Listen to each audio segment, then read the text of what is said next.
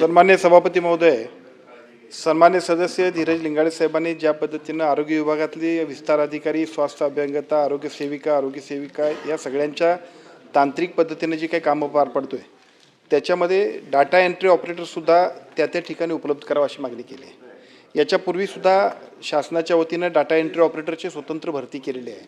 ते तालुका स्तरावरती आणि तिथे जे काही जॉब चार्टप्रमाणे त्यांचं काम करतायत, परंतु ते सोडून आता सगळ्याच कर्मचाऱ्यांच्या जॉब चार्टमध्ये सुद्धा ज्या काही अशा पद्धतीच्या ऑनलाईन पोर्टलवरती माहिती भरायला पाहिजे त्या सगळ्यासाठी ज्या काही जॉब चार्टमधल्या तरतुदी त्याच भरलेत. त्याच्यामध्ये अन्यायकारक अशा पद्धतीच्या प्रक्रिया काही केलेल्या नाहीत.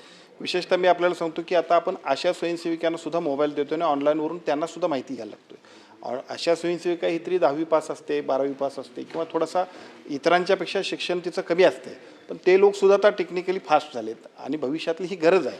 तर माझी विनंती आहे की या सगळ्या गोष्टींमध्ये आवश्यकता असेल, विशेषतः जे काही डाटा एंट्री ऑपरेटर आहेत त्या सगळ्याची संपूर्ण आस्थापना राज्यातल्या सगळीकडे आहेच आणि जर आवश्यकता असेल तर घेऊया. पण मूळ जॉब चार्टमध्ये जर काम असेल तर ते बदलणं किंवा थांबवा म्हणणं थोडंसं चुकीचं होईल.